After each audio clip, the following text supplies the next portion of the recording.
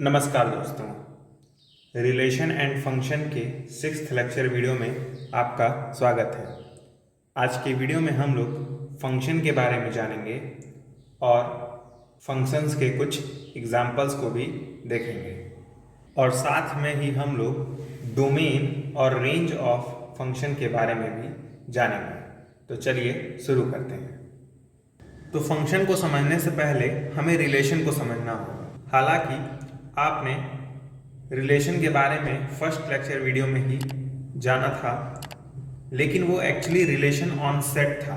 लेकिन आज के वीडियो में हम लोग रिलेशन के बारे में जानेंगे, रिलेशन ऑन सेट के बारे में नहीं जानेंगे। अभी आपको फर्क समझ में आ जाएगा कि रिलेशन ऑन सेट और सिर्फ रिलेशन में क्या फर्क होता है। तो मैंने रिलेशन ऑन अ सेट का डेफिनेशन बताया था, any subset R of A cross A is said to be a relation on A। मतलब अगर कोई हम लोग सबसेट ले रहे हैं क्रॉस ए का, जैसे R एक सबसेट है क्रॉस ए का, तो हम लोग R को क्या कहते हैं? रिलेशन कहते हैं। किस सेट पर? A पर। हम लोग R को क्या कहते हैं? R is a relation on set A। इस चीज के बारे में मैंने आपको फर्स्ट लेक्चर वीडियो में बहुत ही डिटेल में बताया था, लेकिन ये तो रिलेशन ऑन सेट ए है, हमें सिर्फ रिलेशन के बारे में जानना है। तो बेसिकली रिलेशन का डेफिनेशन होता है, any subset of A cross B is called relation. मतलब अगर मैं एक सबसेट आर ले लूं ए क्रॉस बी का, ए क्रॉस बी आप लोग जानते हैं क्या है? ए क्रॉस बी क्या है? कार्टेशियन प्रोडक्ट है। तो मैं ए क्रॉस बी का कोई एक सबसेट ले लूं ना, तो उसे हम लोग रिलेशन कहते हैं। ठीक है, तो basically relation on a set ए एक पर्टिकुलर टाइप का रिलेशन है। जैसे रिलेशन ऑन सेट क्या है? वो ए क्रॉस ए का सबसेट है, लेकिन सिर्फ रिलेशन क्या है? वो ए क्रॉस बी का सबसेट है। ठीक है, तो बेसिकली ये रिलेशन है ना, वो हम लोग कहते हैं वो ए से बी डिफाइंड है। ठीक है, मतलब आप ए से बी में जा रहे हैं। ठीक है, अभी इसका मतलब आपको और अच्छे से समझ में आएगा। तो मैं आपको एक एग्जांपल के जरिए इस चीज को दिखाता हूं कि रिलेशन मतलब होता क्या है। वैसे आपने रिलेशन के बारे में क्लास 11th में पढ़ रखा होगा, मैं बस उसे जस्ट रिकॉल ही कर रहा हूं। ठीक है, क्योंकि मैं इसे फंक्शन से ऐड करने वाला हूं, क्योंकि फंक्शन भी एक रिलेशन ही होता है। अभी हम लोग ऐसा देखेंगे। ठीक है, तो एक एग्जाम्पल लेते हैं। मैं ए लेता हूं 1 2 3 और बी लेता हूं मैं ए कॉमा बी। ठीक है, तो आप लोग जानते हैं ए क्रॉस बी क्या होगा? कैसे निकालते हैं ए क्रॉस बी? 1 कॉमा ए एक एलिमेंट होगा, दूसरा एलिमेंट क्या होगा? 2 1 कॉमा बी, तीसरा एलिमेंट क्या होगा? 2 कॉमा ए, चौथा एलिमेंट क्या होगा? 2 कॉमा बी, अब पांचवा एलिमेंट क्या होगा? 3 कॉमा ए, फिर 3 कॉमा बी। ये ए क्रॉस बी है। ठीक है, इसे आप निकालना जानते हैं। मैं एक रिलेशन डिफाइन कर रहा हूं। ठीक है, 1 कॉमा ए 2 कॉमा बी 3 कॉमा बी। तो क्या ये आर एक रिलेशन है कि नहीं है? तो रिलेशन चेक करने के लिए हमें क्या देखना होगा कि आर क्या सबसेट है ए क्रॉस बी का। तो आर सबसेट है ए क्रॉस बी का, हम कैसे चेक करेंगे? आर के हर एक एलिमेंट ए क्रॉस बी के अंदर होने चाहिए। तो 1 कॉमा ए देखिए ए क्रॉस बी के अंदर है, ये रहा। 2 कॉमा बी ये भी ए क्रॉस बी के अंदर है। ठीक है, 3 कॉमा बी ये भी ए क्रॉस बी के अंदर है। तो इसलिए आर क्या है? सबसेट है ए क्रॉस बी का, इसलिए आर क्या होगा? R is a relation. तो आर रिलेशन है, मतलब ए क्रॉस बी का हम कोई भी सबसेट उठा लें तो उसे हम लोग रिलेशन कहते हैं। ठीक है, और हम लोग कहेंगे ये जो आर है ना, वो डिफाइंड है ए से बी पर। इसका मतलब अभी आपको समझ में आ जाएगा। मैं ए बनाता हूं। ठीक है, ये वेन डायग्राम है।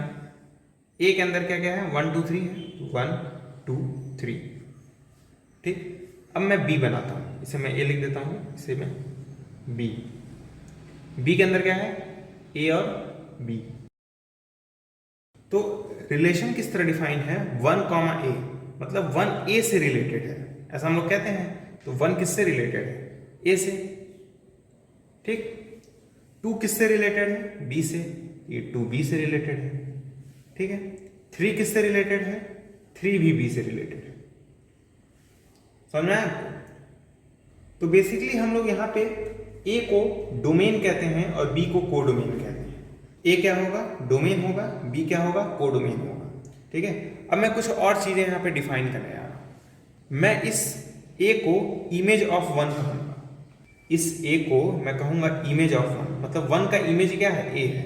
ए इज इमेज ऑफ 1, ऐसा मैं कह सकता हूं। सिमिलरली मैं b को कह सकता हूं ये इमेज है 2 और 3 का, क्योंकि b 2 का इमेज है और b 3 का भी इमेज है। b किसका इमेज है? 2 और 3। ठीक है। तो ये कुछ टर्म्स हैं जिसे मैं बार बार यूज करूंगा जब मैं फंक्शन के बारे में बताऊंगा। तो a किसका इमेज है? 1 का। b किसका इमेज है? 2 और 3 का। इस सेट को डोमेन कहते हैं, इस सेट को कोडोमेन कहते हैं। ठीक है। और ये रिलेशन ए से बी डिफाइन, यानी डोमेन से कोडोमेन डिफाइन है। ठीक है। एक और एग्जांपल देखते हैं ताकि और अच्छे से हमें समझ में आ जाए।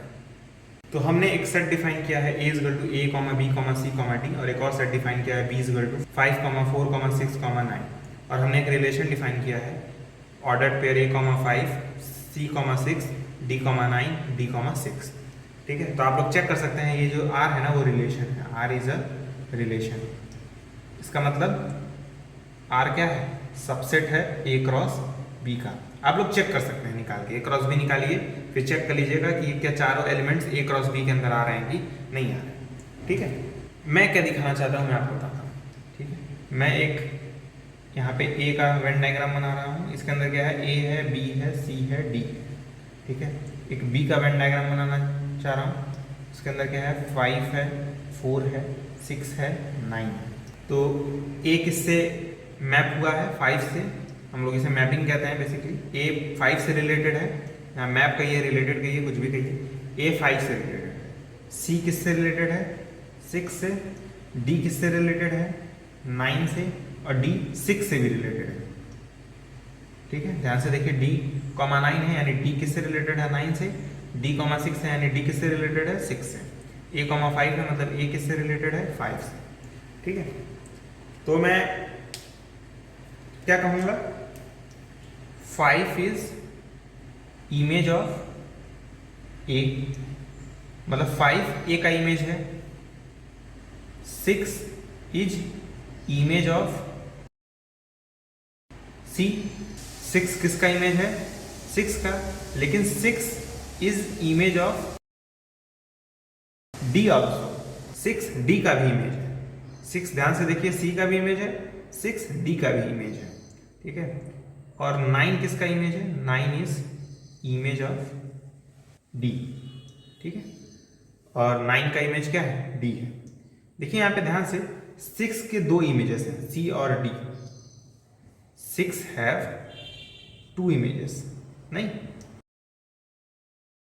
But 4 does not have any image. 4 का कोई इमेज नहीं है। ध्यान से देखिए, 4 छूट गया बेचारा, इसका कोई इमेज नहीं। ठीक है। और मैं कह सकता हूं B is not mapped to any element.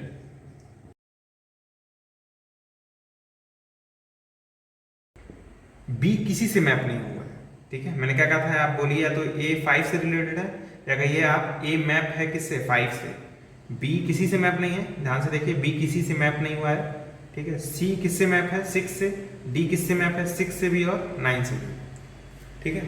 तो हम लोग इस R को क्या कहते हैं? रिलेशन कहते हैं। कहां से कहां? A से B, मतलब A के एलिमेंट्स B से रिलेटेड है। ठीक है। आपको कुछ चीजें समझ में आ रही होंगी कि 5 इज इमेज ऑफ A का मतलब क्या है? मतलब A का इमेज 5 है। 6 इज इमेज ऑफ 6, इसका मतलब क्या है? C का इमेज क्या है? 6। ठीक है। तो ये मैं कॉन्सेप्ट यूज करूंगा इमेज का जब मैं फंक्शन को डिफाइन करूंगा। तो आप देख सकते हैं कि किसी सेट R को हम लोग रिलेशन कब बोलते हैं? जब वो A क्रॉस B का सबसेट है। मतलब A क्रॉस B का आप कोई भी सबसेट ले लीजिए तो वो क्या होगा? रिलेशन होगा।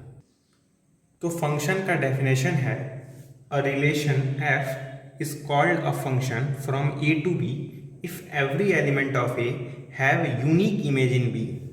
तो मतलब एक रिलेशन को आप फंक्शन तब कहेंगे किसी सेट a से b पर जब a का हर एक एलिमेंट के पास यूनिक इमेज होना चाहिए b में। मतलब a का आप कोई भी एलिमेंट उठा लीजिए, उसका इमेज होना चाहिए b के अंदर और यूनिक इमेज होना चाहिए। इसको मैं एग्जांपल के जरिए समझाता हूँ, बहुत ही अच्छे से डेफिनेशन आपको समझ में आ जाएगा, बस थोड़ा सा पेशेंस रखिए। तो हमारे पास एक सेट गिवन है a, b, c, एक सेट b गिवन है 1, 2, 3, 4 और एक रिलेशन गिवन है f is equal to a, 1, b, 2, c, 4। तो आप देख सकते हैं ये f जो है वो रिलेशन है, ठीक है। आप क्लियरली चेक कर सकते हैं f जो है वो सबसेट है a क्रॉस b का, आप ये चेक कर सकते हैं। f क्या है? सबसेट है a क्रॉस b का, इसलिए f इज अ रिलेशन, ठीक है। तो सबसे पहले हमें यही चेक करना होता है कि फंक्शन क्या रिलेशन है कि नहीं। तो ये जो f है वो रिलेशन तो है, अब कुछ और चीज़ें चेक करनी है। एक every element of A have unique image in b, ठीक है। तो पहले मैं एक वेन डायग्राम बनाता हूँ, ठीक है। ये रहा a और ये रहा b, ठीक है। a में क्या क्या है? a है, b है, c है और b में क्या है? 1, 2, 3, 4। तो a किससे मैप है? 1 से, तो a का इमेज क्या है? 1, b का इमेज क्या है? 2, c का इमेज क्या है? 4, ठीक है। तो हमें चेक करना है कि क्या a के हर एक एलिमेंट का इमेज है कि नहीं है। मतलब a में कोई ऐसा एलिमेंट छूट तो नहीं गया ना जिसका इमेज ना हो।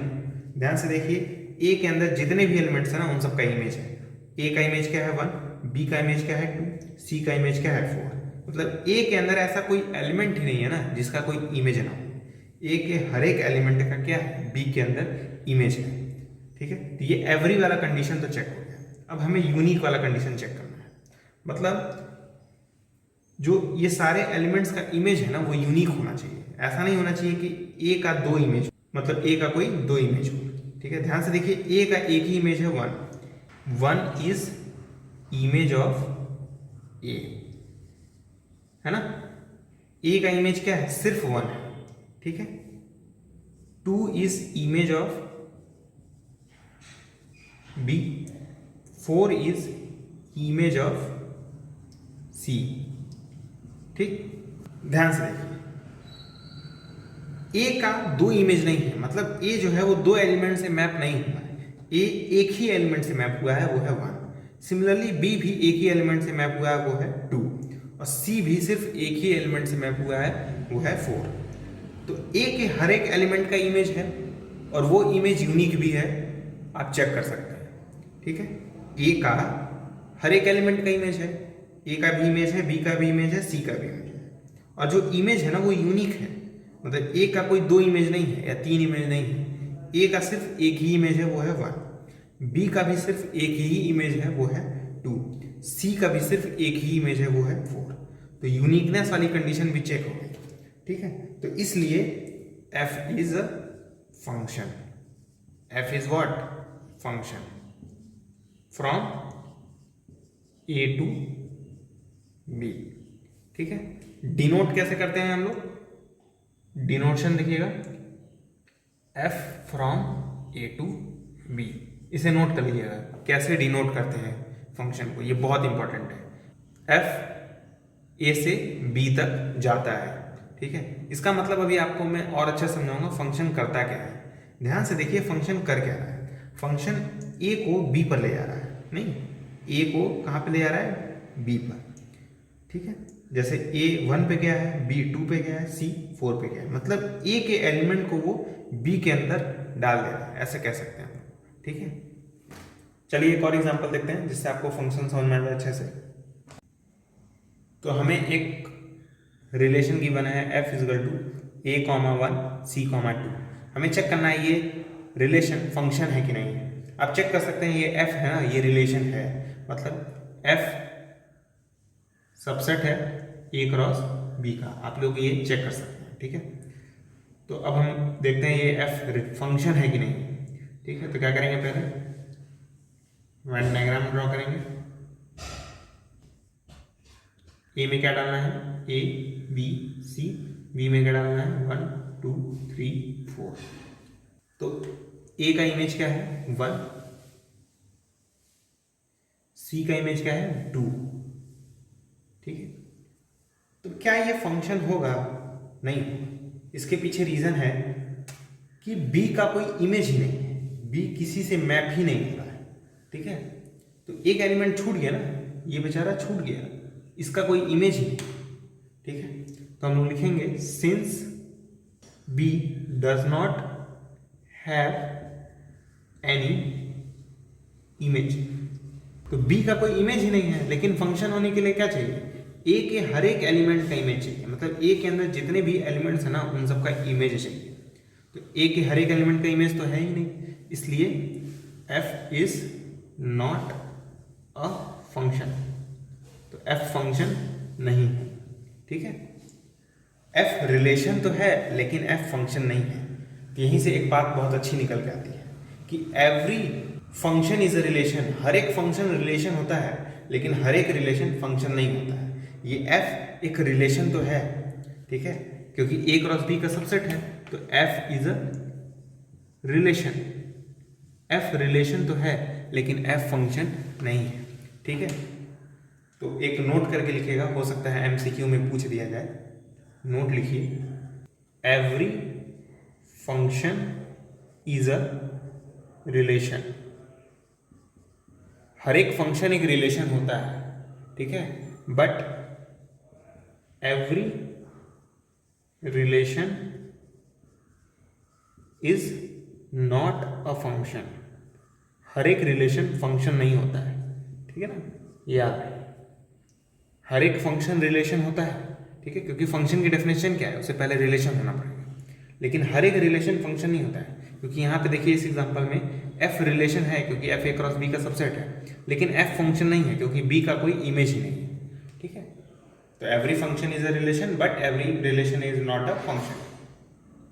इसे आप याद रखिएगा इस लाइन को। ठीक है, तब तक हम लोग एक और एग्जाम्पल देखते हैं। अब हमारे पास एक और सेट गिवन है, F is equal to A comma 1 A comma 2 B comma 3 C comma 4। हमें चेक करना ये एफ एक फंक्शन है कि नहीं है। ठीक है, तो पहले हमें ये चेक करना होगा ये रिलेशन है कि नहीं है। तो ध्यान से देखिए, एफ है वो ए क्रॉस बी का सबसेट है। आप चेक कर सकते हैं एफ ए क्रॉस बी का क्या है, सबसेट है। ठीक है, अब हम लोग वेन डायग्राम बना के चेक करेंगे कि ये फंक्शन है कि नहीं, क्योंकि एफ ए क्रॉस बी का सबसेट है, मतलब एफ क्या होगा, रिलेशन होगा। एफ इज अ रिलेशन, तो एफ रिलेशन तो हो गया, बस हमें ये चेक करना है एफ फंक्शन है कि नहीं है। ठीक है, तो उसके लिए एक वेन डायग्राम बनाएंगे, ए इसमें डालेंगे ए बी सी, एक वेन डायग्राम बनाएंगे बी। ठीक है, वो 1 2 3 4। ठीक है, तो ए का इमेज क्या है 1, ए का इमेज क्या है 2, ठीक, बी का इमेज क्या है 3, सी का इमेज क्या है 4। तो ध्यान से देखिए, ए के हर एक एलिमेंट का इमेज है, मतलब कोई ऐसा एलिमेंट नहीं है ए के अंदर जिसका इमेज ना हो। ठीक है, तो हम लोग लिखेंगे every element of A have image. Image तो है हर एक एलिमेंट का, हैव इमेज। बस हमें एक चीज और चेक करना है, यूनिक इमेज है कि नहीं। तो बी का एक ही इमेज है 3, सी का भी एक ही इमेज है 4, लेकिन ए के दो इमेजेस हैं। ध्यान से देखिए, ए का इमेज 1 भी है, ए का इमेज 2 भी है। तो लिखेंगे हम लोग since A have image 1 and 2, therefore A have 2 image. A के पास कितने इमेज हैं, 2 इमेज हैं, ऐसा हमें दिख रहा है। ए के पास इमेज 1 है, ए के पास इमेज 2 है, ए के पास यानी 2 इमेजेस हैं। मतलब A does not have unique image, A does not have unique image. हमें यूनिक चाहिए ना, हमें तो बोला गया था कि फंक्शन तभी कहलाएगा जब एक एक एलिमेंट्स के पास ना यूनिक इमेज हो। यूनिक मतलब एक ही इमेज हो। ठीक है, तो ए के पास यूनिक इमेज नहीं है, इसलिए एफ इज नॉट फंक्शन, इसलिए एफ क्या होगा, फंक्शन नहीं होगा। ठीक है, तो आपको समझ में आया क्यों ये फंक्शन नहीं होगा। हर एक एलिमेंट के पास इमेज तो था। ठीक है, पिछले वाले एग्जाम्पल में बी के पास इमेज नहीं था, लेकिन इस एग्जाम्पल में हर एक एलिमेंट के पास इमेज है। लेकिन प्रॉब्लम क्या है ना, ए के पास दो इमेज है, ए का इमेज 1 भी है, ए का इमेज 2 भी है, तो दो इमेज नहीं होना चाहिए। दो इमेज होगा तो फंक्शन नहीं कहलाएगा, यूनिक इमेज होना चाहिए, ये वाली कंडीशन सेटिस्फाई करनी चाहिए, तो ये फंक्शन नहीं है।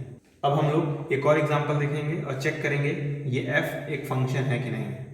ठीक है, तो ये फंक्शन है कि नहीं है, इसे चेक करने के लिए हम लोग पहले देखेंगे ये रिलेशन है कि नहीं। तो पक्का ये रिलेशन है, क्योंकि एफ क्या है, ए क्रॉस बी का सबसेट है। ठीक है, आप लोग वेरीफाई कर सकते हैं। अब हम लोग चेक करेंगे ये फंक्शन है कि नहीं है। ठीक है, तो पहले हम लोग लिखते हैं एफ इज अ रिलेशन। ठीक है, तो एफ क्या है, एक रिलेशन है। अब हम लोग वेन डायग्राम बनाएंगे, ए बना लेते हैं।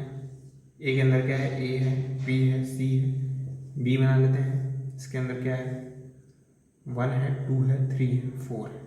तो ए का इमेज क्या है, 1, बी का इमेज क्या है, 1, सी का इमेज क्या है, 4। तो पहले ये चेक करिए कि क्या ए के जितने भी एलिमेंट्स हैं उन सब का इमेज है कि नहीं है।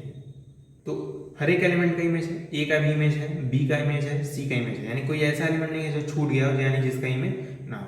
तो पहले हम लोग लिखेंगे every element of A have image. ठीक है ना, every element of A have image. ठीक है, अब ये देखना है कि क्या सबके पास यूनिक इमेज है कि नहीं है।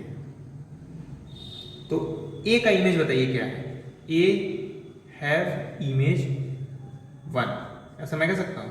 ए के पास एक ही इमेज है 1, ए के पास दो इमेज नहीं है, ए के पास एक ही इमेज है वो है 1, और बी के पास भी एक ही इमेज है वो है 1। तो B have only one image 1। ठीक है, बी के पास सिर्फ एक ही इमेज है वो है 1। सी हैव इमेज 4। तो सबके पास एक ही इमेज है, ए के पास भी एक ही इमेज है वो है 1, बी के पास भी एक ही इमेज है वो है 1, और सी के पास भी एक ही इमेज है 4। ठीक है, किसी के पास दो इमेजेस नहीं है, सबके पास एक ही इमेजेस है। ए और बी का इमेज सेम है, अरे भाई लेकिन ए और बी का इमेज तो सेम है, लेकिन एक ही इमेज है ना।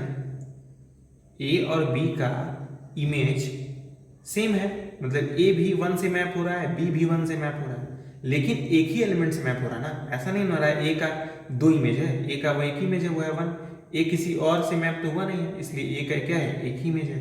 सिमिलरली बी का भी एक ही इमेज है, ठीक है, वो है 1, बी किसी दो एलिमेंट से मैप नहीं हुआ है। ये हो सकता है कि यहाँ के एलिमेंट 2 से मैप हुए हैं, लेकिन यहाँ पे जो है ना वो सिर्फ एक ही से मैप होने चाहिए, मतलब यहाँ से बस एक ही एरो जाना चाहिए, ऐसा आप कह सकते हैं। ठीक है, यहाँ से 2 एरो नहीं जाना चाहिए। ठीक है, तो ये फंक्शन की इंपॉर्टेंट प्रॉपर्टी है कि हर एक एलिमेंट का इमेज होना चाहिए और वो इमेज यूनिक होना चाहिए। ठीक है, हालांकि क्वेश्चन में ये सब नहीं पूछा जाता है यूनिक है कि नहीं है, आपसे क्वेश्चन में पूछेगा कि वो 1 ऑन 2 फंक्शन है कि नहीं है। ठीक है, डोमेन रेंज निकालिए, ये सब पूछेगा।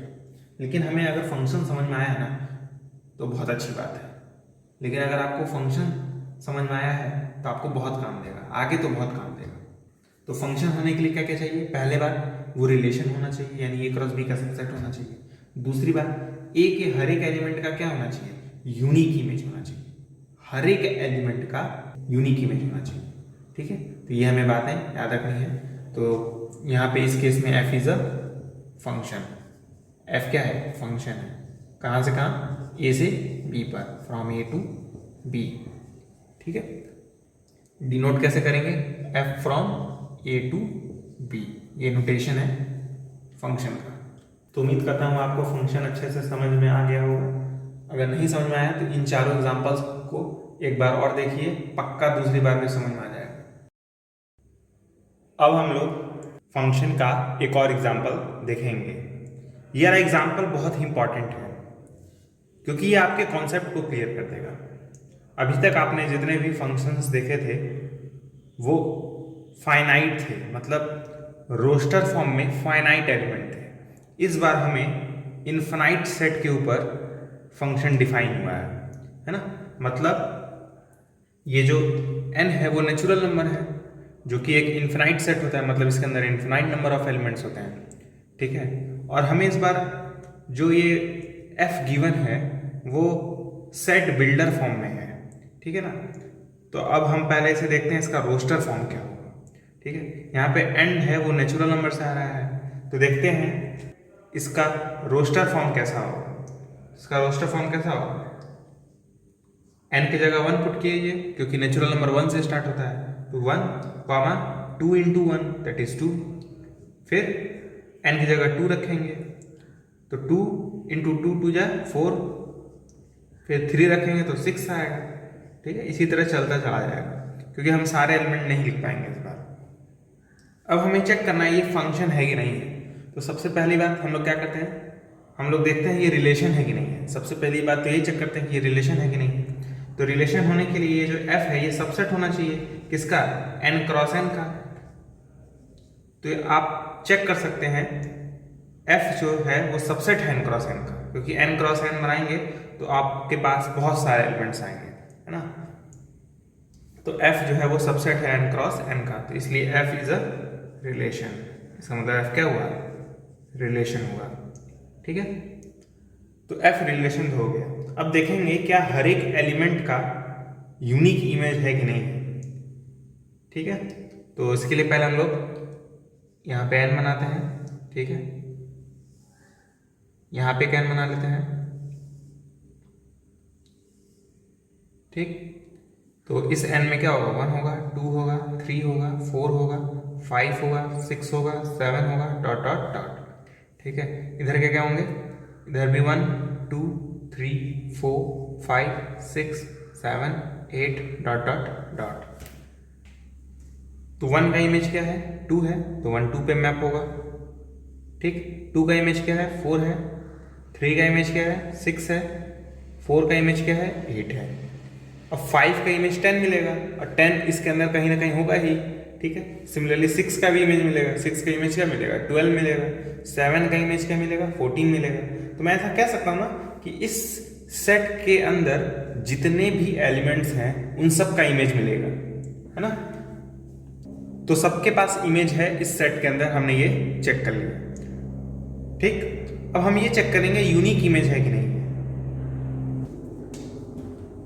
तो आप ध्यान से देखिए, 1 का एक ही इमेज है 2, 2 का एक ही इमेज है 4, 3 का एक ही इमेज है 6, 4 का एक ही इमेज है 8, 5 का एक ही इमेज होगा 10, 6 का भी एक ही इमेज होगा 12। किसी भी एलिमेंट के 2 इमेजेस नहीं मिलेंगे, है ना। या सोच के या देख के बता सकते हैं। तो यानी f क्या हुआ, फंक्शन हो जाएगा, क्योंकि इस सेट के अंदर जितने भी एलिमेंट्स हैं उन सब का इमेज है और वो इमेज यूनिक है, ठीक है ना, मतलब एक ही इमेज है। तो इसलिए f इज अ फंक्शन। अब इसमें मैं कुछ और चीजें बताऊंगा, ठीक है, कि कैसे हम लोग इस 2 4 6 को रिप्रेजेंट करते हैं, ठीक है। आपने देखा जब हमने 1 का इमेज फाइंड किया तो आया 2, 2 का इमेज फाइंड किया तो 4। इसको एक तरीके से और रिप्रेजेंट करते हैं, देखते हैं वो रिप्रेजेंटेशन का तरीका, ठीक है। ये रिप्रेजेंटेशन बहुत ही इंपॉर्टेंट है क्योंकि ये आपके कॉन्सेप्ट को और फर्दर इंक्रीज करेगा, ठीक है। तो हम लोग लिखते हैं इसे f of 1 is equal to 2। तो फंक्शन एक तरह का समझिए डिवाइस है जिसके अंदर आप इनपुट देंगे तो आउटपुट देगा, ठीक है। जैसे आपने इनपुट दिया 1 तो इस फंक्शन ने आउटपुट क्या दिया 2। तो इसको हम लोग रिप्रेजेंट करते हैं इस तरीके से, f of 1 is equal to 2, ठीक है। आपने इनपुट दिया 1, आउटपुट क्या मिला 2, ठीक है। सिंपली देखा जाए तो इनपुट आपने अगर 2 दिया तो आउटपुट क्या मिला 4 मिला ना, ठीक है। इनपुट आपने 3 दिया तो आउटपुट क्या मिला 6 मिला, ठीक है। तो हम लोग इसका मतलब 2 की जगह f ऑफ 1 लिख सकते हैं। तो 2 की जगह हम लोग क्या लिख सकते हैं, f ऑफ 1। 4 की जगह हम लोग f ऑफ 2 लिख सकते हैं, 4 की जगह हम लोग f ऑफ 2 लिख देंगे, ठीक है। 6 की जगह हम लोग f ऑफ 3 लिख सकते हैं, तो इसकी जगह f ऑफ 3 लिख देंगे। अब बताइए 8 की जगह हम लोग क्या लिख सकते हैं, एफ ऑफ 4 लिख सकते हैं। ठीक है, मतलब ये जो एलिमेंट्स आ रहे हैं इस सेट में, इनको हम एक और तरीके से लिख सकते हैं। ठीक है, वो है एफ ऑफ समथिंग के फॉर्म में। ठीक है, तो हम लोग जनरल देखें तो कैसे लिख सकते हैं, F of N is equal to 2n लिख सकते हैं, क्योंकि जब आप n पुट करेंगे तो वो दुगना देगा उस नंबर का। फंक्शन इसी तरह काम कर रहा है ना, फंक्शन क्या काम कर रहा है, जब आप n देंगे तो वो दुगना देगा। ठीक है, ये सेट बिल्डर फॉर्म था, तो f of n is equal to 2n। ठीक है, ये रिप्रेजेंटेशन का जो तरीका है ना वो काफी इंपॉर्टेंट है। ठीक है, यही हमारे कॉन्सेप्ट को और आगे लेकर जाएगा। इसी से ही हम लोग रेंज, डोमेन और भी चीजें निकालना सीखेंगे। ठीक है, क्योंकि अगर आप रेंज और डोमेन नहीं निकाल पाएंगे तो आप वन वन फंक्शन और ऑन टू फंक्शन के बारे में नहीं बता पाएंगे। ठीक है, तो ये चीज समझ में आई, ये रिप्रेजेंटेशन का तरीका। ठीक है, F of 1 is equal to 2 कैसे लिखा मैंने, ये 1 किस में मैप हुआ है, 2 पे, तो F of 1 is equal to 2, और 2 को मैं लिख सकता हूँ एफ ऑफ 1। ठीक है, अभी ये जो F of 1, F of 2, F of 3, F of 4 आया है ना, ये काफी इंपॉर्टेंट चीज बता के जाएगा। ठीक है, तो चलिए अब हम लोग देखते हैं डोमेन, कोडोमेन और रेंज ऑफ फंक्शन के बारे में। तो मान लीजिए हमारे पास फंक्शन है f जो कि किसी सेट a से किसी सेट b पर डिफाइंड है। ठीक है, a सेट से b पर डिफाइंड है। ठीक, तो हम लोग इस फंक्शन के डोमेन के बारे में जानेंगे, फंक्शन के कोडोमेन के बारे में जानेंगे और फंक्शन के रेंज के बारे में जानेंगे। ठीक है, तो सबसे पहला टॉपिक क्या आता है, डोमेन। बहुत इंपॉर्टेंट है ये डोमेन, ध्यान से समझिएगा। ठीक है, डोमेन मतलब ये सेट ए। ठीक है, तो set A is called domain. ठीक है, इस सेट ए को क्या कहेंगे हम लोग, डोमेन कहेंगे। ठीक है, नेक्स्ट आते हैं कोडोमेन पर। इस सेट बी को हम लोग क्या कहेंगे, कोडोमेन कहेंगे। तो set B is called codomain. अब रेंज को समझने से पहले हम लोग इस फंक्शन के वेन डायग्राम को समझते हैं। ठीक है, क्योंकि रेंज इतना आसान नहीं है जितना आपको लग रहा है। ठीक है, तो मैं एक यहाँ पे ए बनाता हूँ। ठीक है, यहाँ पे एक बी बनाता हूँ। तो इस सेट में ए में मान लेते हैं ए है, बी है, सी है, डी है। ठीक है, और भी सारे एलिमेंट्स हो सकते हैं। इस सेट के अंदर मान लेते हैं एक्स है, वाई है, जेड है, डब्ल्यू है। ठीक है, तो हो सकता है ये जो ए है वो मैप हुआ हो वाई पर। ठीक है, हो सकता है बी मैप हुआ हो एक्स पर, हो सकता है सी मैप हुआ हो डब्ल्यू पर, और डी मैप हुआ हो जेड पर। एक बात तो श्योर है कि हर एक एलिमेंट का इमेज होगा, मतलब मैं कोई सा भी एलिमेंट ले लूँ ए के अंदर, उसका इमेज तो मिलेगा ही, नहीं तो फंक्शन ही नहीं होगा अगर इमेज नहीं मिलेगा तो, है ना। हमने मान के चला है ये क्या है, एक फंक्शन है। ठीक है, तो इसका मतलब ए के अंदर जितने भी एलिमेंट्स होंगे उन सबका क्या होगा, इमेज होगा। ठीक है, और वो इमेज यूनिक होगा। ठीक है, अब देख के बताइए, मैं यहाँ से ऐसे लिख सकता हूँ ना, f of A is equal to Y.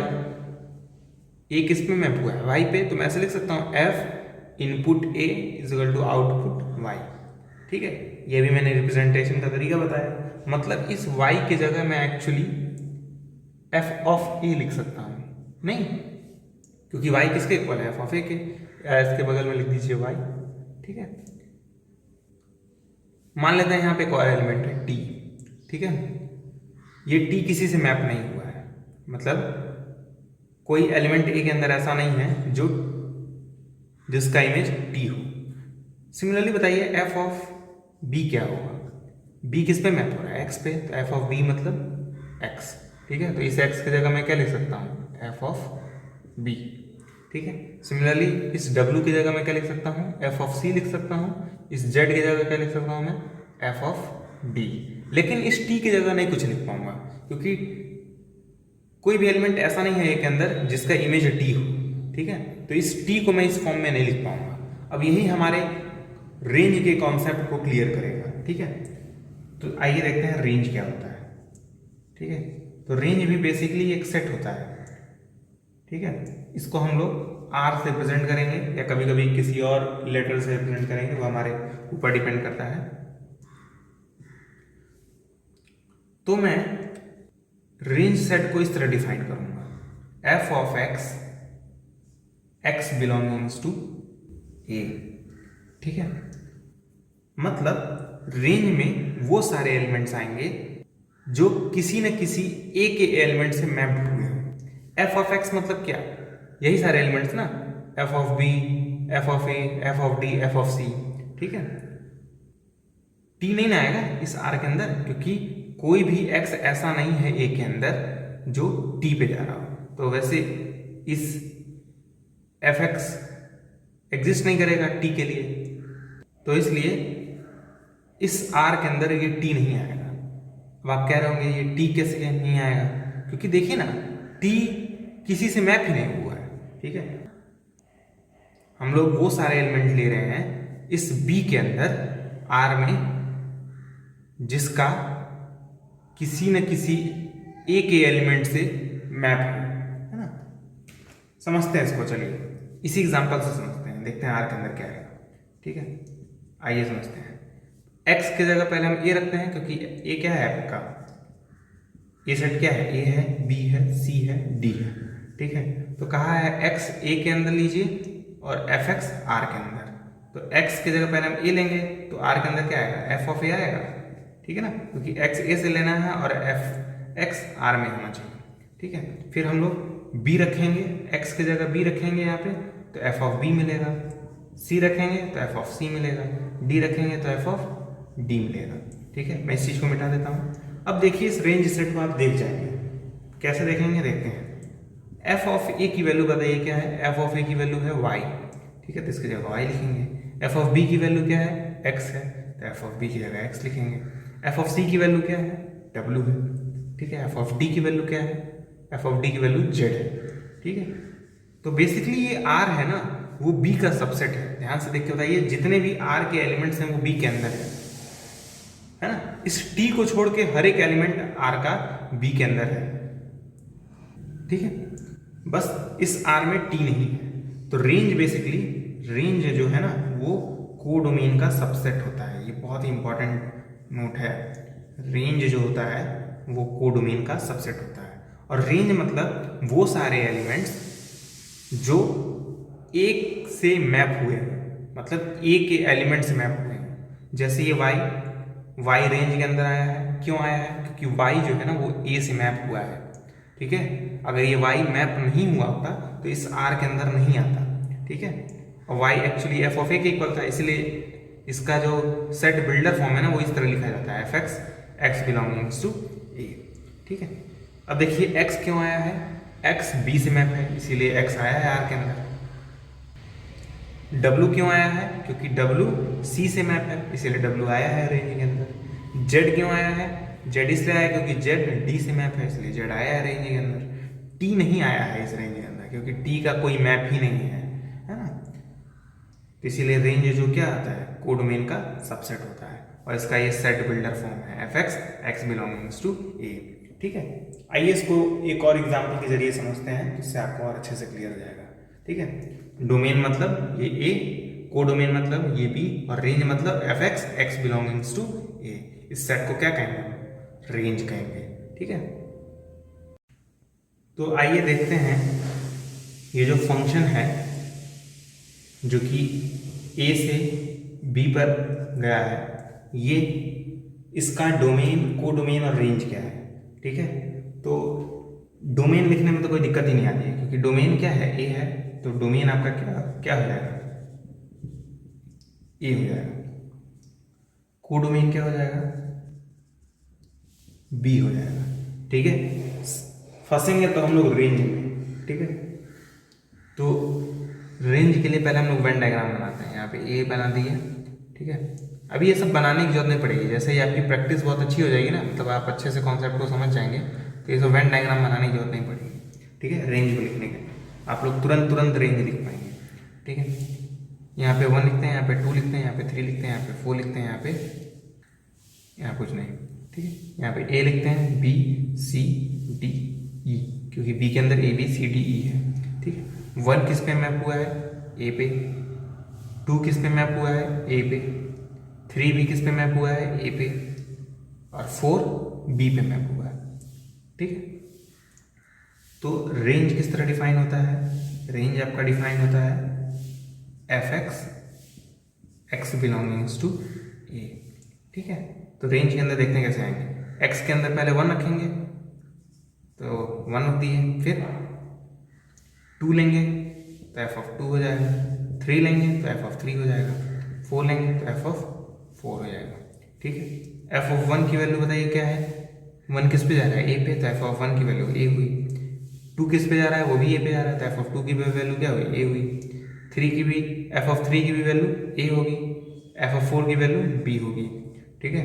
तो ये 3 बार ए आ रहा है तो हम लोग एक ही बार लिखते हैं सेट में, रिपीटेशन नहीं अलाउ होता है। तो ये हो जाएगा ए कॉमा बी। तो ये हमारा आया रेंज, जिसका वैल्यू क्या है? ए कॉमा बी। अब आप लोग ऐसे भी समझ सकते हैं, जो ये रोस्टर फॉर्म दिया है ना, उसमें जो ये सेकंड एलिमेंट है, इनका कलेक्शन ही रेंज होता है। लेकिन पता है प्रॉब्लम क्या है? ये डेफिनेशन सही तो है, लेकिन अभी जब फंक्शन डिफाइन करके देने लगेगा ना, तब आप ये देख के नहीं बता पाएंगे कि रेंज के अंदर क्या क्या आएगा, ठीक है। जैसे एक और एग्जांपल देखते हैं। अब देखिए यहाँ पे हमें जो फंक्शन है वो n से n डिफाइन है, f of n equal to 3n, ठीक है। अब आप कहेंगे इस बार तो ऑर्डर्ड पेयर के फॉर्म में फंक्शन गिवन ही नहीं है, लेकिन हम इसे ऑर्डर्ड पेयर के फॉर्म में लिख सकते हैं। देखिए ना कैसे, ऐसे लिखेंगे। n मतलब सेट ऑफ नेचुरल नंबर, तो सेट ऑफ नेचुरल नंबर में सबसे पहले क्या आता है? 1 आता है। अब f यहाँ पे n की जगह 1 रखिए, तो f ऑफ 1 की वैल्यू क्या होगी? 3 इंटू 1 ना, तो 3 इंटू 1 दैट इज 3, मतलब 1 किस पे मैप हुआ है? 3 पे मैप हुआ है। अब बताइए 2 रखेंगे n की जगह तो क्या आएगा? 6 आएगा ना, क्योंकि 2 3 6। 3 रखेंगे तो क्या आएगा? 9 आएगा। 4 रखेंगे तो क्या आएगा? 12 आएगा, ठीक है। इसी तरह बाकी सारे एलिमेंट्स मिलते हमें चले जाएंगे, क्योंकि हर एक एलिमेंट नहीं लिख सकते हैं, क्योंकि एक ये इन्फिनिट सेट है, ठीक है। तो इस केस में भी डोमेन लिखना बहुत आसान है, डोमेन के लिए कुछ चेक नहीं करना है, ठीक है। ये पहला ये क्या होता है? डोमेन होता है, ठीक है। कोडोमेन क्या होगा? ये जो दूसरा है इसे ही हम लोग कोडोमेन कहेंगे, ठीक है। अब दिक्कत आती है रेंज, ठीक है। तो रेंज किस तरह लिखते हैं हम लोग? F of x, x belongings to A नहीं लिखेंगे, क्योंकि यहाँ पे ए की जगह एन है, लिखेंगे एक्स बिलोंगिंग्स टू एन, ठीक है। तो बताइए क्या क्या आएगा? पहले हम लोग एक्स की जगह 1 रखेंगे, क्योंकि नेचुरल नंबर 1 से स्टार्ट होता है। यहाँ पे एफ ऑफ 1 आएगा, फिर एफ ऑफ 2 आएगा, फिर एफ ऑफ 3 आएगा, फिर एफ ऑफ 4 आएगा, ठीक है। इसी तरह आगे चलता चला जाएगा, ठीक है। तो देखते हैं एफ ऑफ 1 की वैल्यू क्या है? 3 है ना, तो ये 3। एफ ऑफ 2 की वैल्यू क्या है? 6, तो ये 6। एफ ऑफ 3 की वैल्यू क्या है? 9, ये 9, ठीक है। डॉट डॉट डॉट, ठीक। अब इसे आप सेट बिल्डर फॉर्म में कैसे लिखेंगे? इसे आप ऐसे लिख सकते हैं ना, 3n, n belongings to natural number, है ना। ये क्या हो गया? इसका सेट बिल्डर फॉर्म हो गया, ठीक है। तो ये है रिप्रेजेंटेशन रेंज का, ठीक है। रेंज को हम लोग इस तरह रिप्रेजेंट करते हैं, ठीक है।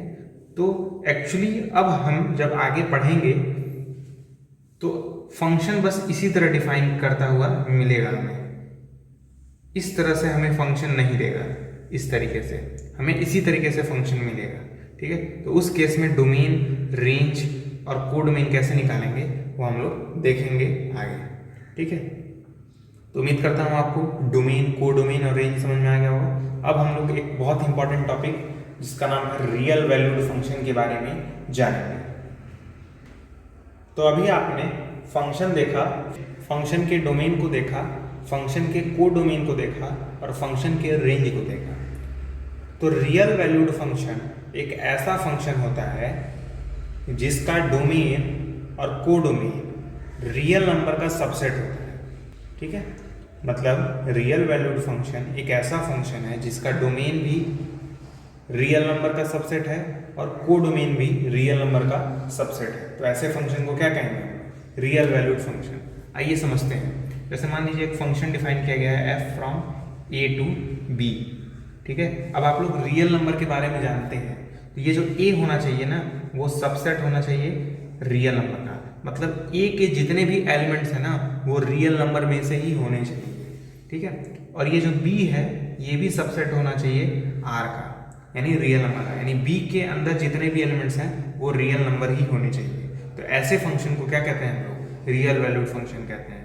तो हम लोग लिखेंगे then f is called real valued function. ठीक, एक दो एग्जांपल देखते हैं रियल वैल्यूड फंक्शन का। मैं एक फंक्शन डिफाइन कर रहा हूं f(x) इक्वल टू 3x। अब हमें इस बार ये फंक्शन कहां से कहां डिफाइंड है ये नहीं गिवन है, बस बता के दिया गया है कि f(x) इक्वल टू 3x है। और f जो है ना, वो एक रियल वैल्यूड फंक्शन है। f is a real valued function. ठीक है, तो हम लोग को इसके डोमेन को फाइंड करना है। तो डोमेन मतलब क्या? डोमेन मतलब ये x, मतलब x की जगह आप क्या क्या रख सकते हैं, वही डोमेन होता है। और ये जो x है वो कहाँ से आना चाहिए? रियल नंबर में से, क्योंकि f क्या है? रियल वैल्यूड फंक्शन, मतलब डोमेन तो रियल नंबर का सबसेट ही होगा। अब सोचिए आप x की जगह कौन कौन सा रियल नंबर रख सकते हैं। अब x की जगह मैं कोई सा भी रियल नंबर रख सकता हूँ ना। कोई ऐसा रियल नंबर है जो मैं x की जगह नहीं रख सकता हूँ? बिल्कुल नहीं, ऐसा कोई रियल नंबर है ही नहीं जो मैं x की जगह नहीं रख सकता हूँ। ठीक है, तो डोमेन जो होगा ना, वो पूरा का पूरा r हो जाएगा, मतलब रियल नंबर। मतलब इस x की जगह मैं कोई भी रियल नंबर रख सकता हूँ। अब कोडोमेन हमेशा r होगा। जब रियल वैल्यूड फंक्शन होगा ना, तो कोडोमेन क्या होगा? हमेशा r होगा। ठीक, क्योंकि ये जो फंक्शन है ना, वो रियल वैल्यू ही देगा। ठीक है, क्योंकि मैंने बताया था रियल वैल्यूड फंक्शन ऐसे फंक्शन होते हैं जिनका डोमेन और कोडोमेन क्या होता है? रियल नंबर का सबसेट होता है। ठीक है, तो कोडोमेन क्या आएगा आपका? Real number. रेंज देखते हैं क्या आएगा। ठीक, तो रेंज, अब रियल नंबर में तो इतने सारे एलिमेंट्स हैं कि आप गिन नहीं पाएंगे। ठीक, तो रेंज निकालेंगे कैसे? रेंज क्या होता है? f(x) x belongings to domain, लेकिन डोमेन क्या है यहाँ पे? r है ना। ठीक, तो क्या आएगा? f(x) क्या है एक्चुअली? 3x है ना, तो ये f(x) की जगह 3x रख दीजिए, x बिलोंगिंग्स टू r। ये आपका रेंज निकल के आ गया। अब आप लोग सोच रहे होंगे मैंने f(1), f(2), f(3) करके क्यों नहीं निकाला? अच्छा बताइए, मैं अगर f(1) लिख रहा हूँ तो अभी से बात इसका आंसर आएगा 3, लेकिन मैं f(1.1) भी तो रख सकता हूँ, क्योंकि इस बार रियल वैल्यूड है। ठीक है ना, डोमेन रियल नंबर में से होना चाहिए। ठीक है, तो 1.1 का क्या आएगा? 3 मल्टीप्लाई बाई 1.1, दैट इज 3.3। तो मैं इस तरह से तो एलिमेंट लिखता ही रह जाऊंगा, क्योंकि इतने नंबर्स हैं कि गिन नहीं सकते हैं रियल नंबर। ठीक है ना, तो अब हर एक को निकाल के यहाँ पर नहीं लिखेंगे, तो सिंपली f(x) मतलब क्या? 3x। तो यही आपका रेंज हो गया। ठीक है, अब आप इसे रखिएगा तो सोचिए रेंज क्या आएगा। सिर्फ इतना पे नहीं लिख सकते हैं, देखिए रेंज क्या आएगा, देखते हैं। अच्छा बताइए, मैं कह सकता हूँ x जो है वो इन्फिनिटी से छोटा होगा कि नहीं होगा? क्योंकि डोमेन r मतलब माइनस इन्फिनिटी से इन्फिनिटी है ना। r मतलब क्या? माइनस इन्फिनिटी से इन्फिनिटी। ठीक है, r बेसिकली एक इंटरवल होता है माइनस इन्फिनिटी से इन्फिनिटी। ये आपने 11th क्लास में पढ़ रखा होगा। तो मतलब ये जो x है ना, वो इन्फिनिटी से छोटा है और माइनस इन्फिनिटी से बड़ा है। ठीक है, अब हमें रेंज के बारे में चेक करना है। रेंज क्या है? 3x है, तो इस वाले में 3 से मल्टीप्लाई कर दीजिए दोनों साइड। इनइक्वालिटी में तो कोई फर्क पड़ेगा नहीं। अब 3 माइनस इन्फिनिटी में मल्टीप्लाई करेंगे तो माइनस इन्फिनिटी ही रहेगा। ठीक है, अब ये x में 3 मल्टीप्लाई होगा तो ये 3x हो जाएगा, और ये 3 इंटू इन्फिनिटी, ये अगेन इन्फिनिटी। मतलब रेंज भी आपका क्या है, देखिए माइनस इन्फिनिटी से इन्फिनिटी ही है ना। रेंज भी आपका क्या है, माइनस इन्फिनिटी से इन्फिनिटी ही है, मतलब ये भी क्या है, आर ही है।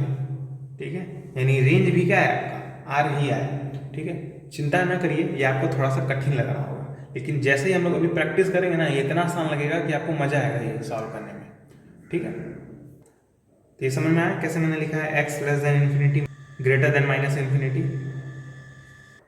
अब आप लोग सोच रहे होंगे ये मैंने x less than infinity minus greater than minus infinity क्यों लिखा है। डोमेन मतलब क्या, एक्स की जगह क्या क्या रख सकते हैं, यही ना डोमेन। ठीक है, और रेंज मतलब क्या, ये एफ एक्स की वैल्यू क्या क्या आ सकती है।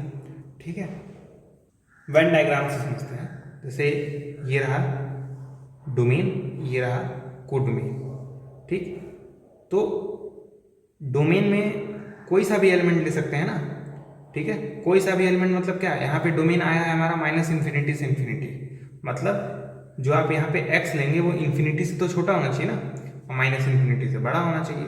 ठीक है, तो रेंज निकालने के लिए मैंने क्या किया, क्योंकि रेंज क्या था 3x था, तो तीनों से हाइट 3 से मल्टीप्लाई कर दिया, तो 3x minus infinity less than 3x less than infinity आ गया।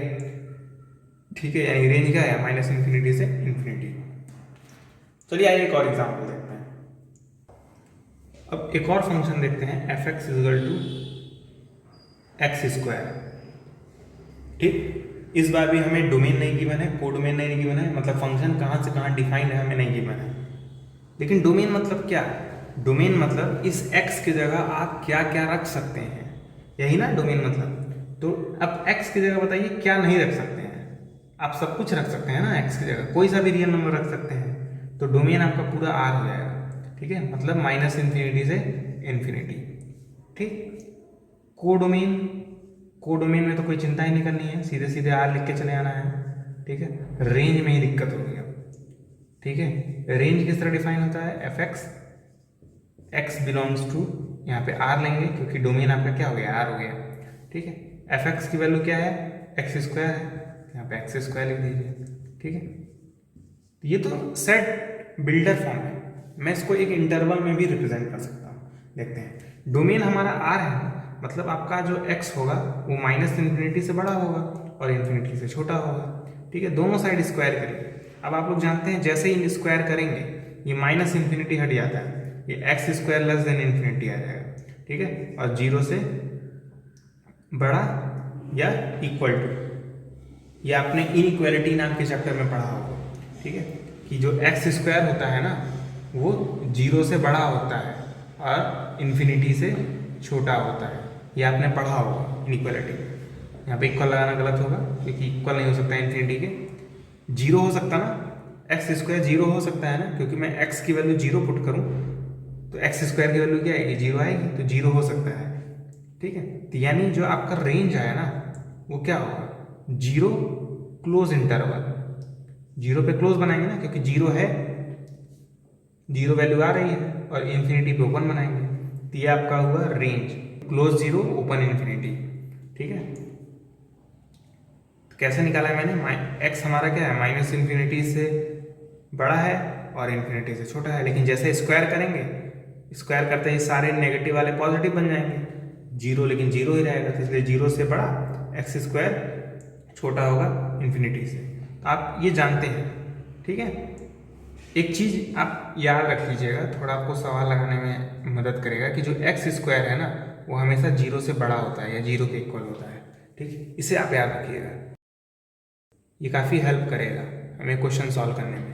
ठीक है, अब हम लोग एक और फंक्शन देखते हैं, f x equal to 1/x। ठीक है, अब सोचिए इस केस में मैं x की जगह क्या क्या रख सकता हूँ। ठीक है, तो आप सोचिए x की जगह मैं कौन सा नंबर नहीं रख सकता हूँ। ठीक है, अब आप देखिए x की जगह 1 रख सकते हैं, 1/1 हो जाएगा, x की जगह 2 रख सकते हैं, 1/2 हो जाएगा, x की जगह आप कुछ भी रख सकते हैं, लेकिन जीरो नहीं रख सकते हैं। ध्यान दीजिएगा, आप क्यों नहीं जीरो रख पाएंगे, देखिए एफ ऑफ जीरो रखेंगे तो ये 1/0 हो जाएगा ना, और 1/0 तो हम लोग जानते ही नहीं है क्या होता है। कुछ लोग कहेंगे ये जीरो होता है, अरे नहीं भाई ये जीरो नहीं होता है। ठीक है। कुछ लोग कहेंगे ये इन्फिनिटी होता है, ये इन्फिनिटी भी नहीं होता है, ठीक है। 1/0 इन्फिनिटी नहीं होता है, ये एक अनडिफाइंड क्वांटिटी है, इसको हम लोग अभी तक डिफाइन नहीं कर पाए हैं। क्या है? एक अनडिफाइंड क्वांटिटी है, ठीक है। तो इसका मतलब 1/0 अनडिफाइंड है, मतलब जीरो की तो कोई इमेज ही नहीं मिलेगा, है ना। मतलब अगर मैं यहाँ पे आर ले लूँ और यहाँ पे भी एक आर ले लूँ, ठीक है, और इस आर मतलब रियल नंबर, इस आर के अंदर जीरो तो ही पे करेगा, तो इस जीरो का कोई इमेज नहीं मिलेगा। इस यहाँ पे भी जीरो होगा ना, 1 होगा, 2 होगा, 3 होगा, और भी सारे एलिमेंट्स होंगे, तो जीरो का तो कोई इमेज ही नहीं मिलेगा, मतलब ये किसी पे मैप ही नहीं होगा। 1 किस पे मैप होगा देखते हैं, 1/1 ना, मतलब 1/1 मतलब 1, तो 1 एक्चुअली 1 पे मैप हो रहा है। 2 देखते हैं किस पे मैप होगा, 2 मतलब 1/2, तो 2 जो है वो मान लेते हैं 1/2 है, तो 2 1/2 पे मैप होगा, ठीक है। लेकिन जीरो किसी पे नहीं मैप हो पाएगा। समझ में आ रही है आपको बात? ठीक है, तो डोमेन क्या होगा? सोचिए, मैं क्या नहीं रख पा रहा हूँ एक्स की जगह, जीरो नहीं रख पा रहा हूँ, बाकी सारे नंबर तो रख ही लेंगे, तो मैं रियल नंबर में से क्या कर दूँ, जीरो माइनस कर दूँ ना, जीरो हटा दूँ, तो वही मेरा डोमेन हो जाएगा, ठीक है। मतलब एक्स की जगह हम क्या क्या रख सकते हैं, वही डोमेन है। तो मैं सारे रियल नंबर रख सकता हूँ जीरो को छोड़ के, तो मैंने रियल नंबर में से जीरो हटा दिया, वही हमारा डोमेन हो गया। को डोमेन में तो कुछ चिंता ही नहीं करनी है, को डोमेन हमारा क्या हो जाएगा, आर हो जाएगा, ठीक है। आते हैं रेंज पर, यही सबसे टफ पॉइंट है, रेंज, ठीक है। तो रेंज क्या होता है, f x belongings to domain, domain मतलब क्या, r-0, ठीक है। तो ये क्या आएगा, 1/x आएगा ना, ठीक, x बिलोंगिंग्स टू r-0, ठीक। अब इसको निकालते हैं, इसे आप लोग नोट कर लीजिए, इसे हम लोग निकालते हैं। तो डोमेन हमारा r-0 है, r-0 मतलब रियल नंबर में से जीरो हटा दें, ठीक है। इसको हम लोग पहले एक नंबर लाइन पे रिप्रेजेंट करते हैं। r-0 मतलब होता है क्या है, ये जीरो हुआ, ये पूरा रियल नंबर है, तो r-0 मतलब जीरो के पहले सारे एलिमेंट्स और जीरो के बाद वाले सारे एलिमेंट, ठीक है। तो मैं इसको ऐसे लिख सकता हूँ क्या, -∞, 0 यूनियन 0, अब आप लोग यूनियन का मतलब तो जानते ही होंगे, ठीक है ना। ऐसे लिख सकता हूँ ना, जीरो के पहले मतलब 0, -∞, जीरो के बाद यानी 0, ठीक है, और यूनियन ले लेंगे क्योंकि वो सारे एलिमेंट्स चाहिए, जीरो के पहले वाले और जीरो के बाद वाले। जीरो नहीं चाहिए इसलिए मैंने ओपन जीरो लगाया, यहाँ पे ओपन इंटरवल लगाया, ठीक है, क्योंकि क्लोज लगाते हैं तब जीरो इंक्लूड हो जाता है, ठीक है ना। अब आप सोचिए, हमें पता लगाना है 1/x की वैल्यू क्या होगी जब x -∞ से बड़ा, जीरो से छोटा होगा, या फिर जीरो से बड़ा और इन्फिनिटी से छोटा होगा। मतलब जब x इस सेट से बिलोंग करेगा तो 1/x की वैल्यू क्या होगी, ठीक। तो हम मान लेते हैं ये 1/x y के इक्वल है, ठीक है। तो अब यहाँ से x को यहाँ पे लेके जाइए और y को यहाँ पे लेके आइए, क्या जाएगा, x = 1/y ना। हमें मतलब 1/x की वैल्यू चाहिए, तो मैं ऐसा कह सकता हूँ, मतलब हमें y की वैल्यू चाहिए। अब सोचिए आप y आप क्या क्या ले सकते हैं, y आप क्या क्या रख सकते हैं, तो मैं कह सकता हूँ y की वैल्यू आप सारे रियल नंबर रख सकते हैं लेकिन जीरो नहीं, ठीक है। तो रियल नंबर -0, क्योंकि जीरो पे तो अनडिफाइंड हो जाएगा, ठीक है। तो y आप सारे रियल नंबर रख पाएंगे जीरो को छोड़ के, मतलब आपका रेंज जो है ना, ठीक है, रेंज मतलब y ना, y मतलब 1/x, और रेंज मैंने बताया था हमें 1/x की वैल्यू चाहिए, ठीक है। तो मैंने 1/x को y मान लिया, अब x को y के पास भेजा, y को x के पास, तो x = 1/i हो गया।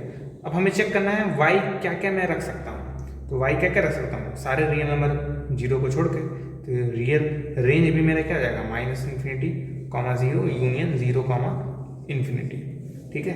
ये जितनी भी मैं चीज़ें पढ़ा रहा हूँ ये सब क्लास 11th की हैं, ठीक है, इसीलिए मैं बहुत ही डिटेल में नहीं जाऊँगा, ठीक है। लेकिन हम अभी क्वेश्चंस लगाएंगे तो आपको समझ में आ जाएगा कैसे डोमेन और रेंज निकालना है। अभी तो मैं बहुत छोटे छोटे एग्जांपल्स ले रहा हूँ, ठीक है। अभी आपको समझ में आ जाएगा कुछ देर में इन्हें अप्रोच कैसे किया जाता है, कैसे डोमेन और रेंज निकाला जाता है। अभी पिछले वाले क्वेश्चन में मैंने इनइक्वालिटी का यूज किया रेंज निकालने के लिए, और इस बार मैंने इस 1/x को y निकाल के सॉल्व किया। तो यही दो मेथड है, या तो आप इनइक्वालिटी से रेंज निकालिए या तो y मान के देखें y की वैल्यू क्या क्या आएगी। और कभी कभी इन दोनों का यूज होगा। ठीक है, तो बेसिकली कहें तीन ही मेथड है, या तो इनइक्वालिटी से हम लोग रेंज निकालेंगे, या तो y मान के रेंज निकालेंगे, या दोनों यूज करेंगे। ठीक है, तो F x equal to 1/x का डोमेन क्या होता है, माइनस इन्फिनिटी से जीरो, जीरो से इन्फिनिटी, और रेंज भी वही होता है, मतलब डोमेन बराबर रेंज होता है। ठीक है, कोड में तो रियल नंबर ही होता है। अभी हम लोग 8th लेक्चर वीडियो में इन सब के ग्राफ को भी देखेंगे। ठीक है, जो कि काफ़ी इंपॉर्टेंट है, खासकर आपके कंपटीशन एग्जाम के लिए। आप किसी भी कंपटीशन एग्जाम में चले जाइए, वहाँ पे कठिन से कठिन क्वेश्चंस के डोमेन और रेंज पूछे जाते हैं। ठीक है, चलिए आइए एक लास्ट एग्जांपल देखते हैं। तो हम इस बार फंक्शन ले रहे हैं f x equal to root x. ठीक, अब हमें इसके डोमेन, रेंज, कोडोमेन को फाइंड करना है। ठीक है, तो कोडोमेन निकालना तो बहुत आसान होता है, मैं बस डोमेन और रेंज निकालना बताऊंगा। ठीक है, तो डोमेन मतलब क्या है, इस x के जगह आप क्या क्या रख सकते हैं, वही डोमेन होता है। ठीक है, तो आप सोचिए x के जगह क्या आप जीरो रख सकते हैं, बिल्कुल रख सकते हैं, क्योंकि रूट जीरो क्या आएगा, जीरो आएगा। ठीक है, लेकिन x के जगह आप नेगेटिव नंबर नहीं रख सकते हैं, x के जगह आप -1 नहीं रख सकते हैं, क्योंकि रूट -1 हो जाएगा और ये i के इक्वल होता है, और i क्या है, कॉम्प्लेक्स नंबर है। लेकिन हम लोग रियल वैल्यूड फंक्शन के बारे में पढ़ रहे हैं, कॉम्प्लेक्स वैल्यूड फंक्शन के बारे में नहीं पढ़ रहे हैं। तो हम लोग इस रूट -1 को i नहीं लिख पाएंगे जब हम लोग रियल नंबर्स के बारे में बात करेंगे तो। ठीक है, इसका मतलब हम लोग x को नेगेटिव नहीं ले सकते हैं, मैं ऐसा कह सकता हूँ, सिर्फ पॉजिटिव ही लेना पड़ेगा। मतलब अगर ये एक रियल नंबर है, रियल नंबर लाइन है, ये जीरो है, तो मैं जीरो के पहले वाले एलिमेंट नहीं ले पाऊंगा, जीरो ले पाऊंगा इस बार। ठीक है, क्योंकि एफ ऑफ जीरो जीरो आएगा, एफ ऑफ जीरो क्या आएगा, जीरो आएगा, क्योंकि जीरो क्या होता है, रूट जीरो के इक्वल होता है। ठीक है, तो मैं जीरो के पहले वाले नंबर नहीं ले पाऊंगा, जीरो के बाद वाले ले पाऊंगा। तो मतलब डोमेन क्या होगा हमारा, डोमेन होगा रियल नंबर में से क्या करें, नेगेटिव नंबर्स हटा दें।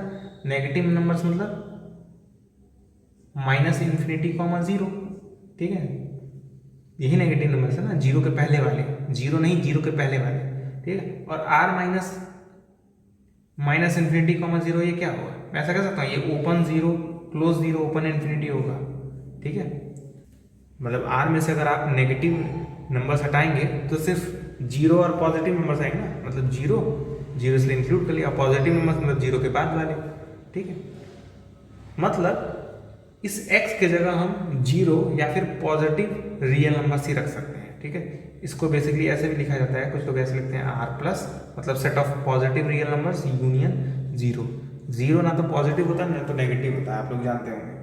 ठीक है, तो मैं 3 तरीके से डोमेन को रिप्रेजेंट कर पा रहा हूँ, एक तो r- नेगेटिव रियल नंबर्स, दूसरा क्लोज जीरो ओपन इन्फिनिटी, तीसरा r+ यूनियन जीरो। तो मैं इनमें से कोई सा भी सिंबल यूज करूंगा, आपको इससे फैमिलियर हो जाना है। ठीक है, अब आते हैं रेंज पे। ठीक, अब आपने स्क्वायर रूट के बारे में पढ़ रहा होगा, ये कौन सा फंक्शन है, ये स्क्वायर रूट फंक्शन है। ठीक है, तो रेंज कैसे निकालेंगे, f x equal to x belongings to domain. ठीक है, डोमेन क्या है आपका, r+ यूनियन जीरो है। ठीक है, तो एफ एक्स मतलब क्या, रूट एक्स ना, तो x belongings to r+ union zero. ठीक है, अब देखिए हम लोग इस केस में 2 तरीके से रेंज को निकाल सकते हैं, और दोनों ही काफ़ी यूजफुल मेथड है। पहला तरीका इनइक्वालिटीज लगाते हैं। ठीक है, तो यहाँ पे देखिए क्लोज जीरो ओपन इन्फिनिटी है ना, मतलब x आपका क्या होगा, जीरो से बड़ा या बराबर और इन्फिनिटी से छोटा। यही मतलब हुआ ना इस इंटरवल का, कि जीरो से बड़ा या बराबर लेकिन इन्फिनिटी से छोटा। ठीक है, अब दोनों साइड स्क्वायर रूट लगाइए, तो ये square root of zero x, square root of x less than square root of infinity. Square root of zero zero होगा, square root of x root x ही रहेगा, और ये रूट इन्फिनिटी इन्फिनिटी हो जाएगा। मतलब आपका जो रेंज होगा ना, ये भी क्या होगा, क्लोज जीरो ओपन इन्फिनिटी। ठीक है, क्योंकि हमें ये रेंज इस तरह से मिल रहा है। ठीक है ना, अब ये दूसरे तरीके से निकालते हैं। ठीक है, ये तो इनइक्वालिटी मेथड है, हम लोग दूसरे तरीके से निकालेंगे, इसको क्या मानेंगे, रूट एक्स को y मान लेंगे। ठीक है, अब इस x को अकेला रखना है, तो स्क्वायर रूट को उधर लेके जाएंगे तो स्क्वायर में बदल जाएगा, मतलब x इक्वल टू क्या हो जाएगा, y²। अब मैंने अभी आपको बताया था कि आप x² के बारे में समझ जाइए, x² क्या होता है, हमेशा जीरो से बड़ा होता है। ठीक है, तो वाई स्क्वायर भी क्या होगा, हमेशा 0 से बड़ा होगा। ठीक, इसीलिए जो हमें रेंज मिलेगा वो क्या होगा, क्लोज जीरो ओपन इन्फिनिटी। ये दूसरा मेथड है। ठीक है, तो उम्मीद करता हूँ आपको दोनों मेथड समझ में आएंगे। तो आज की वीडियो में बस इतना ही। अगले वीडियो में हम लोग बहुत ही अच्छे से डोमेन, रेंज, कोडोमेन को निकालना सीखेंगे। ठीक है।